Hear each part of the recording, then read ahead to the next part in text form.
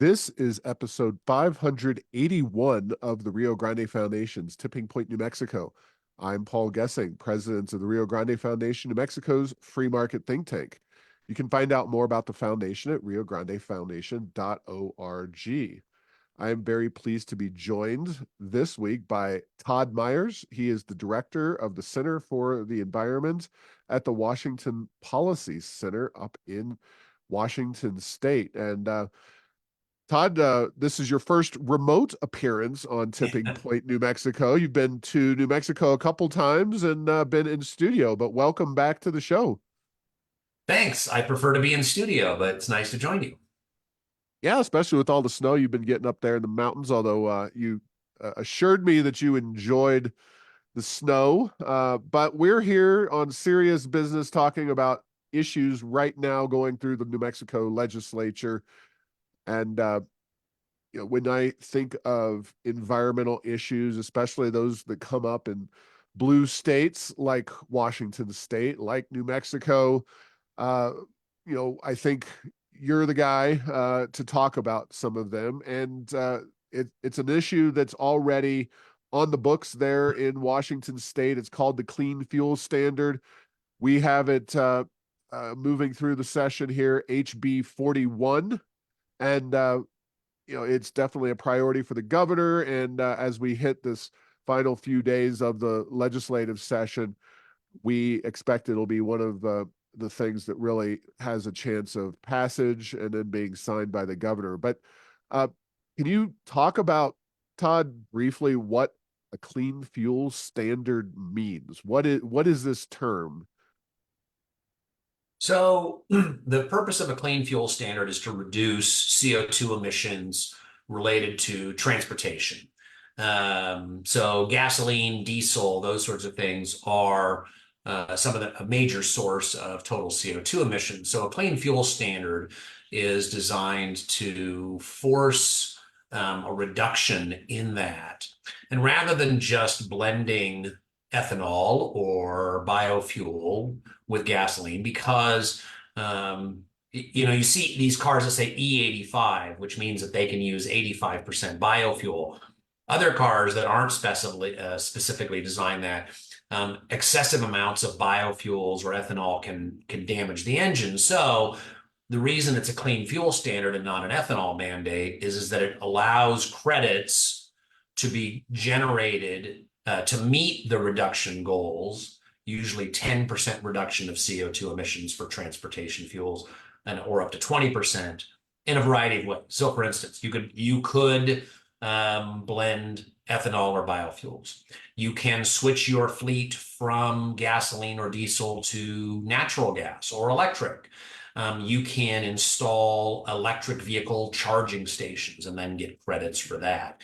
And so each of these credits is generated toward a total amount that typically fuel producers have to turn over, or fuel producers like oil companies and other folks have to then turn over to show that they have credits worth the particular reduction that's set out in the law.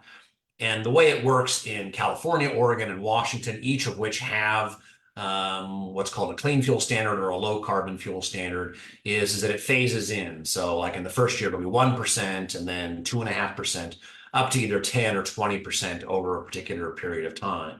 So what happens is that the price impact starts very low and then increases fairly rapidly. Okay, so this is not necessarily prescribing the exact means by which these supposed CO2 emissions happen. It's kind of uh, a hodgepodge of different potential rules and regulations and approaches that could be undertaken in New Mexico or have been undertaken in your state, Washington. Is that so? Yeah, the idea is to provide some level of flexibility. Now, there are in the law only a limited number of things that you can do. You can't just do anything. So you have to do those things, and the calculations of how much reduction, how many credits you get for each of those strategies is prescribed in the law, which means that some strategies are more attractive than others. In California, for instance, renewable biofuel accounts for the major source of reduction credits generated. Electrical vehicle charging stations, there are some, but it's much smaller. So ultimately, while there is some flexibility, at this time, most of the credits go toward the ethanol or biofuel route, which, not surprisingly, is why the major lobbyists for these are companies like Neste, which is the Finnish national oil company, which just built a giant biofuel plant in Singapore. So they lobby in California, they lobbied in Washington State. I wouldn't be surprised if they're lobbying in New Mexico because it is a mandatory market for their products. So these tax credits would have a negative impact on government revenues. I assume they're like any other tax credit, right? They're not a tax credit. So the way the system is set up is essentially a market with the government as the mediator of the market. So what you do is you put a requirement on fuel sellers to say, okay, you sold this many gallons of gasoline, you have to provide credits equivalent to this much CO2 reduction. Let's say a 1% reduction in the first year. They then go to other organizations that generate those credits. And the law says, okay, here's the people who generate those credits. Like I said, people who sell biofuel, people who, install electric vehicle charging stations, people who switch from diesel to natural gas, those sorts of things. All of those activities generate credits. So you have people who need credits, and the law says these people need credits, and the law then says these people can generate credits, and the state is a mediator. So the money that is exchanged doesn't go to taxes, and the government doesn't provide tax credits. It intermediates that market. Okay, so it's more like a cap and trade kind of so-called market-based situation. That's exactly right. So-called market, because the targets are set in law. And, of course, the targets are always round numbers, like 10%, 20%, things like that. I like to say, we hear all the time that these are science-based. Well, science is not based in, divisible by 10. So that these are political goals rather than goals that have been assessed based on science or feasibility or other things like that. But yes, that's how the goal is set, and that's how the market is created. Okay, so in New Mexico, one of the main points opposing this has come from groups concerned about the price of gasoline going up. Yeah. Washington State, your home state, has certainly higher gas prices than most, and there's obviously a lot of different policies that play into that. But what happened with gas prices in Washington with the advent of the clean fuel standard, and would that kind of thing likely happen in New Mexico, or something a little bit different? Well, we in Washington State don't like to do anything in the logical way. We like to make sure that we're doing the same thing several times and adding needless costs. So we did two things in 2023. First, we added a low carbon fuel standard, the clean fuel standard. But more importantly, we added a CO2 cap and trade system, much like California is.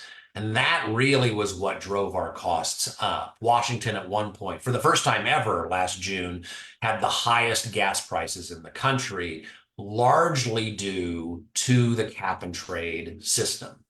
The low carbon fuel standard, as I said, phases in. So the first year, it was only a 1% reduction in the carbon intensity of fuels.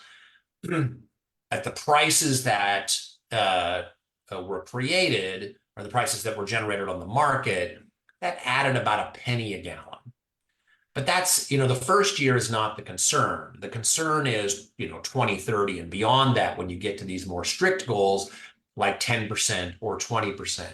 So, for instance, when you hit the 10% target, what you're likely to see are costs on the order much higher because in California, so for instance, the credits are selling, I'll look at my little cheat sheet here, about $75 a metric ton. So $75 a metric ton just for a straight gallon of gas would be about 65 cents a gallon, roughly. And since it's 10% of that, it would add 6 to 7 cents a gallon. So that's what you would see. Now, what people say is, well, gee, that, 6 to 7 cents a gallon, I don't want to pay that. But really, in the global scheme of things, that's not very much.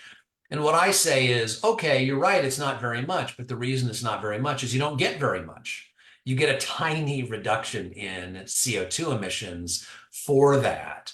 And actually, if you look at the prices that are in California and Oregon, they sort of fluctuate between $75 and $100 a metric ton. That's very expensive to pay for CO2 emissions. On the open market, you can find projects that reduce CO2 emissions for about $10. So you're paying 7 to 10 times as much for CO2 reductions as you can get on the market. So, the argument that this actually doesn't add very much to the cost of gallon of gas may be true, but the question is, okay, so what do I get for that 6 to 7 cents? And the answer is almost nothing. Okay, well, these things are so complicated, and that's part of the reason why I Yeah. dialed you up. And in the past, there had been a lot more prescriptive language included in these bills relating to the clean fuel standard. It's not a new subject or concept here in New Mexico. But instead of prescribing a lot of these details in the legislative language, they are punting a lot of this to unelected Environmental Improvement Board, which quite frankly, lacks the manpower expertise to, I think, do this, do the regulating here.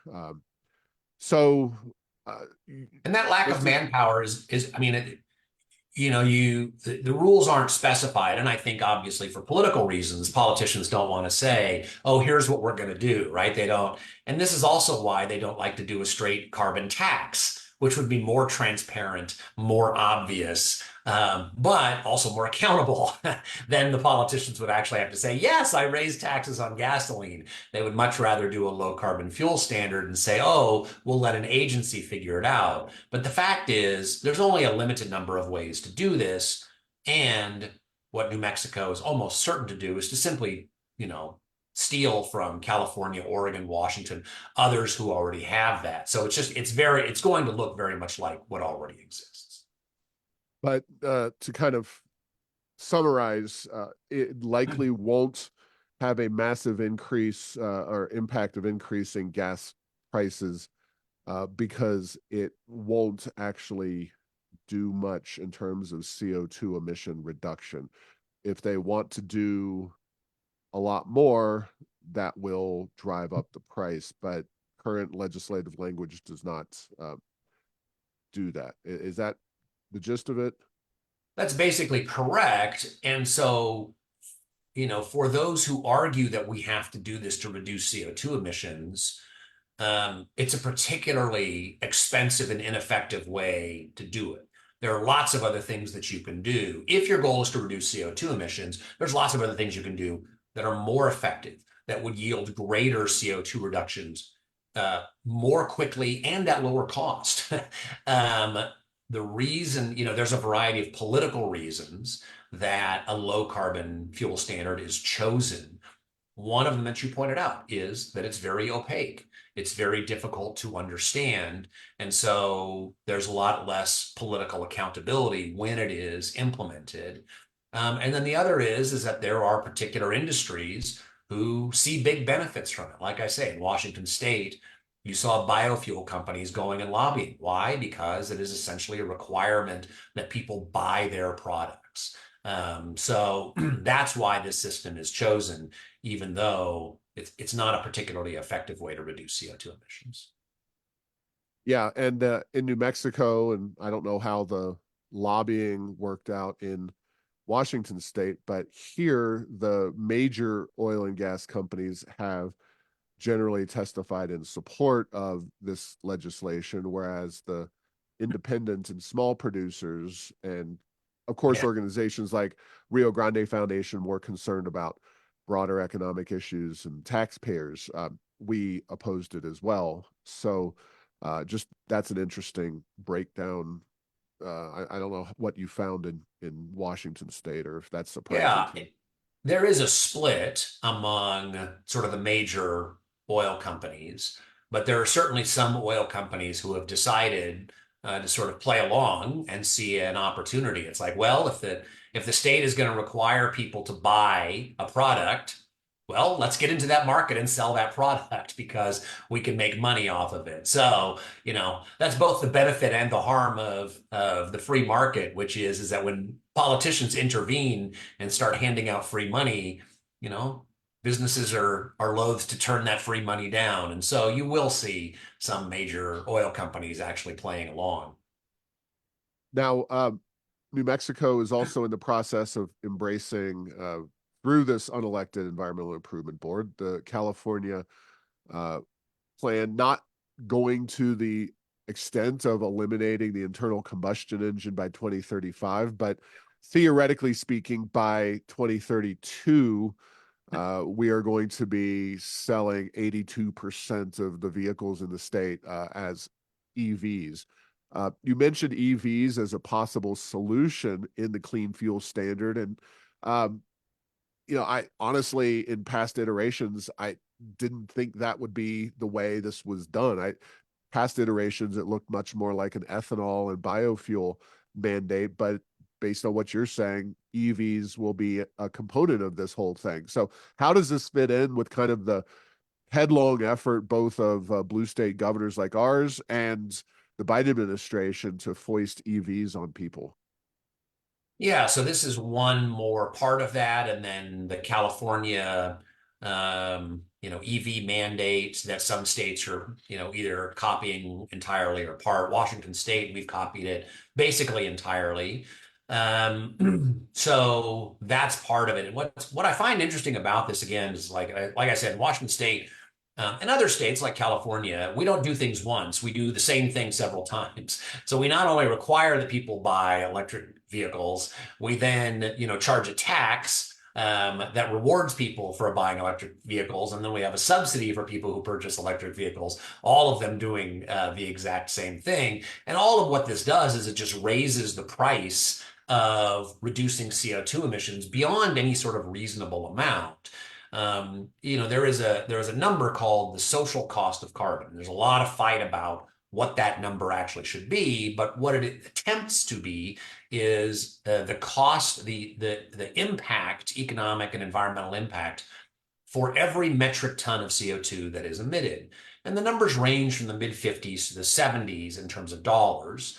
But what the cumulative impact of these laws, the low carbon fuel standard, the EV mandate, the subsidies, all those sorts of things, is hundreds of dollars per metric ton. So what we end up doing with all of these is spending several $100s to avoid emissions of a metric ton of CO2 that will cause, $50 to $70 of damage. So if you're spending, $300 to avoid $50 of damage, you're doing more harm than good with these policies.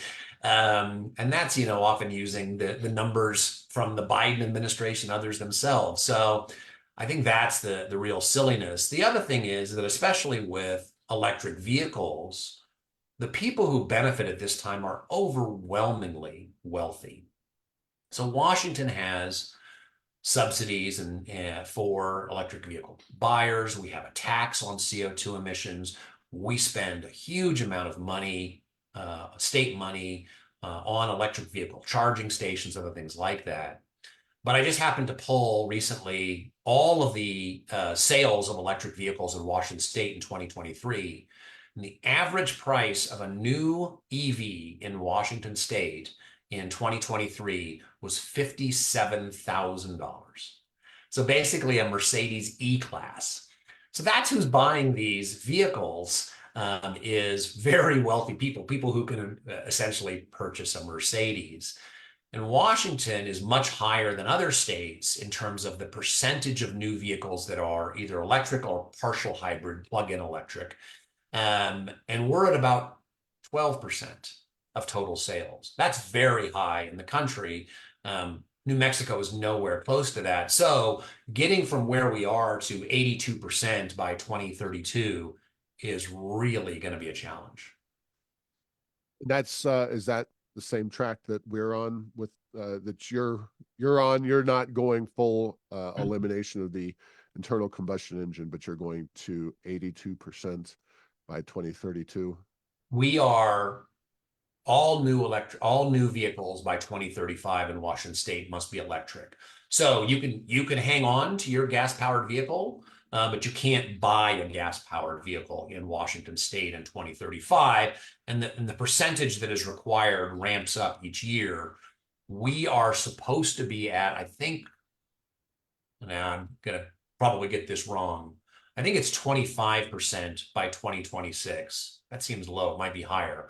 So even just getting to the first step as it ramps up is going to be very difficult for us. We're going to have to really accelerate the uptake of electric vehicles. Yeah, I think that's safe to say. And there's all kinds of issues seemingly with that, but uh, I don't know how much you know about the refining process and what it just seems like the legislature and these bills or laws are saying, figure it out. Are there refining processes that are needed to be undertaken to produce so-called, cleaner fuels? Is that just a misnomer? If there are we all reliant on California? Like, is there a problem? Say one of these refineries goes offline and they, have a shortage of this particular uh, type of fuel. What's that all about? Is there a potential issue with regard to just additional states jumping into this area? Well, I think obviously New Mexico is a relatively small market compared to California and some other states. So adding, adding them to the mix isn't going to have a huge impact because it is a national market. There are lots of ethanol mandates that exist elsewhere, even if they don't have clean fuel standards. And so there is a supply, and the prices in California have come down in the last a couple of years, in part because the supply of renewable biofuels and things like that has increased in response to that demand. Like I said, the Neste, which is this Finnish oil company, actually built a giant plant in Singapore. So more of that capacity is coming online. There's also federal requirements that mandate certain fuels be produced. What the problem is, though, is that we keep getting told that cheaper biofuels will be available. So, for instance, if there's a technology called cellulosic ethanol, and cellulosic ethanol is supposed to be the cheapest, greatest version of ethanol, much less expensive. And in fact, in the original federal mandates, there was a requirement that a certain amount of cellulosic ethanol be met, but the EPA had to keep waiving the rules because it didn't exist. It wasn't available. You can do it, technically you can do it in a lab, but you can't do it at scale. And so that, I think, is the biggest problem, is that the technology, the promised technologies, the improvements that are out there haven't come online, and they keep getting pushed off. So you're going to see prices continue to stay high. And again, the prices are higher in many cases than the social cost of carbon. So even if so even by their own metrics, you're spending more than you're getting in terms of environmental benefit. And the costs are still higher than other market approaches to reducing CO2 emissions. So even if you can say, well, the costs have come down and we don't have to worry about supply, it's like, yes, but the cost per metric ton is still much higher than alternatives. And so there's no reason to mandate this approach as is being done. And didn't the Bush administration weren't they involved in imposing a switchgrass mandate or some kind of renewable fuel mandate that Yes. never really came to pass? That something sticks in my head about that. So Right. So switchgrass and others are part of the feedstock for potentially for cellulosic ethanol. And so that was the hope is that you would get these new sources rather than, you know, palm oils, which means cutting down forests in developing countries and things like that. And, harming ecosystems. So that was, palm oil was what we were using for a while. So there's always been this hope that a better technology will come along, and it keeps getting pushed off. Like I said, I mean, I'm looking at the for California, renewable diesel is by far the largest source of credits that they generate on their market. So. Yeah, that's where they're meeting the goal, much less so from other sources. renewable diesel made differently or out of different things. I don't know enough about diesel to know what the kind of renewable or biofuel alternative is, or is I guess biodiesel, right? That's probably the Biodiesel is different than renewable diesel. I am not going to even attempt. I know something about it, but I'm sure that I will get it wrong. And I'm sure somebody who's listening to us will say, no, that's wrong. But it is less carbon intensive. It reuses energy rather than from a new feedstock. And so that makes it less carbon intensive. But beyond that, I'm going to stop. That's fair. Yeah, I mean, this stuff's so complicated, and I know this is just one area that you have to look at. Now, ethanol, that's something that I have looked into, and ethanol, I mean, if our senators, for example, our U.S. senators, Martin Heinrich and Ben Ray Lujan, actually cared about the environment, they would be leading a war in Washington against ethanol, because the idea that we are subsidizing and mandating ethanol in our gas tanks is just stupid. Now, that was always kind of assumed it's well because Iowa has the first, caucus in the presidential elections. Well, the Democrats just got rid of that whole deal, and I don't see ethanol coming to an end anytime soon. And in fact, you have these state mandates coming along. It just ethanol is terrible for the environment. It's terrible for your car. There's nothing good. It has a lot of problems for air quality. So just seems like all of these technologies that they want to tout as the next great thing are not as good as good old fashioned gasoline. Well, and that's what ends up happening when you fixate on individual technologies or you fixate on a clean fuel standard or you have some sort of regulation that says, here's how you're going to do it. Um, what happens is that you have to ignore those unintended consequences because once you've built up the whole system and the structure and say, oh, this is how we're going to achieve this goal, if it turns out that that system does more harm than good, very few politicians want to admit that they screwed up and abandon that system and come up with a different one. And so, the very thing you're talking about, which is the harm that's done by ethanol or the harm that's done by, destroying, palm forests and things like that. People recognize these things, but the political costs are so high that they end up sticking with it. It's much better to go with a more flexible system where you rely on innovation and technology rather than sort of fixate, rather than having politicians say, oh, this is going to be the latest and greatest thing, and that's how, we're going to get there. And we've seen, over the last quarter century, as climate change has been the big issue for the environmental left, we've gone through these different phases of what the technology would be. And each time we end up changing it. Governor Inslee, our governor, who ran for president in 2019, because he was going to be the climate candidate, wrote a book in 2007 about the future of, how we were going to reduce CO2 emissions. And the funniest thing is that in that book, he says almost nothing about electric vehicles because electric vehicles at that point seemed far away. He was very bullish on biofuels and ethanol and things like that. And now everybody is, focused on electric vehicles. So, playing this game where we have politicians say, oh, here's the technologies, here's the technology standard that you must meet. I'll give you another example. This is one of my favorite. The Olympics were in Vancouver, BC in 2010, and the governors of California, Oregon, and Washington, and the premier of BC promised that they would create a hydrogen highway so that you could drive a hydrogen vehicle in 2010 from LA all the way to the Vancouver Olympics in 2010, and that there would be enough filling stations along the way.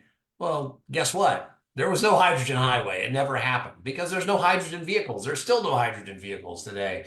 So we go through these things where politicians pick and choose technologies that they think are going to be the future, and they're almost always wrong. Well, and last question, I guess. Basically, you mentioned alternatives and cost-effective solutions. What would be Todd's plan here? What would you recommend if you were probably not with this governor, but maybe if we had somebody who was a little less bought into kind of the crazy ideas that was serious about addressing, whether it's climate change or broader environmental issues. How would you Yeah. recommend they do that? Well, the first thing is that you have to decide how serious you think climate change is.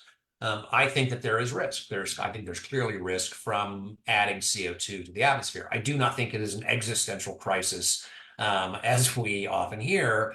And the thing that I say is that the reason that people call it a climate crisis is that they want to create a crisis mentality. And a crisis mentality means you're not thinking clearly, right? You're just reacting and emoting, rather than addressing it rationally. But if you think that climate change is worth addressing, then the best policy is clearly just to put a tax on CO2 emissions, um, eliminate other regulations that deal with CO2 because those are wasteful. They're just government. They're just basically government. Spending more money on government. They cost a lot and yield little, and cut taxes to offset. So you get a revenue neutral carbon tax with a reduction in regulation and government. So that is the most efficient way to address it. The other thing though is that people don't like that, right? They're very mistrustful that the tax will say where it is, that it won't be abused, that it won't be siphoned off for other things like that. I understand all of that, and I appreciate those concerns. And so what I think the other thing we can do is to take advantage of the prices that exist. Gasoline is not free. Electricity is not free. So how do you give people tools so that people can economize on gasoline and make more use of the existing price signals that we have for gasoline, for CO2 emissions, for electricity? And there's technologies that allow us to do that. And I'll just give you a very simple one, which is smart thermostats. Basically, the way electricity rates are set now is that utilities and governments sit down together and they set the rates, and we pay whatever we end up paying. It's very different than gasoline, right? Everybody knows what the cost of gasoline is. Nobody knows what the cost of a kilowatt hour is. But now there's tools. I have one in my house that tells me exactly how much electricity I'm using, tells me what appliances are driving my electricity use. And I have a smart thermostat so that I use electricity when prices are low, which is either in the middle of the day or in the middle of the night, rather than in the evening when prices are very high. And that doesn't mean, turning up or down my thermostat, so that I'm uncomfortable. It could mean just simply that I don't wash my dishes. I don't put my in the dishwasher or dry my clothes, during the period from 4 to 7 p.m. So those technologies that take advantage of existing price signals for energy and actually reward people for efficiency and conservation. So not only are you reducing CO2 emissions, but you're also saving money. I think there's a lot more to be done there before we have to put a massive tax on CO2 emissions, even if it ends up being revenue neutral. All right. Well, anything else that you would like to add regarding clean fuel standards here in New Mexico, or that experiences from Washington State? Yeah, I just think again, you can look at the experience of Washington, Oregon, and California. Oregon has a very good dashboard for their low carbon fuel standard, where they're very transparent about what the cost is, and say, look, here's how much it added to a gallon of gas. So you can look at their experiences. New Mexico's experience is going to be largely the same. But I do, on the issue of environment generally, one of the reasons that we get these really bad ideas consistently, whether it's climate change or other environmental issues, is that I think those on the center right, conservatives, libertarians, other folks, often are afraid to engage on the environment because they feel like, saying that they're concerned about the environment contributes to this culture that, of government intervention, that, only government can solve these problems. And that's not true. And what we find consistently, and I've worked now a quarter of a century in environmental policy in Washington state. And what I have learned over that time is that as much as the left talks about how much they care, their stuff doesn't work. Their policies don't achieve the environmental goals. Markets, innovation, technology, those are the things that make real environmental progress and do them in a way that is consistent with personal freedom and prosperity. And so I just always exhort people on the center right who care about the environment, which is basically everybody, right? Not to be afraid of this issue and to be very proud to say that they want to leave the planet better off, if they are concerned about the environment, but that the left's heavy-handed, top-down government approach doesn't work. It's expensive, it harms the economy, and the innovation technology are a better way to do it, and be proud of that. So if we can take that first step, then we can provide an alternative to these very bad ideas that have high costs and yield very tiny environmental benefits. All right. Well, thank you very much, Todd Myers. I appreciate your time and Yeah. sharing this very an in-depth bit of information about a very complicated issue here that will have, I think, some negative repercussions if it is adopted into law. But hopefully folks can listen and engage with their legislators in the days before our session concludes here Thursday. So, Yeah, and if people want to reach out for more information, they can find us at washingtonpolicy.org. I'm happy to respond to questions. all right. Thanks for listening to this week's episode. Find all episodes at tippingpointsnm.com or at the Rio Grande Foundation's YouTube channel. Subscribe to the show at Apple, Stitcher, or tell Google Home to play Tipping Point New Mexico. Thanks to Path 3 Marketing for producing this show.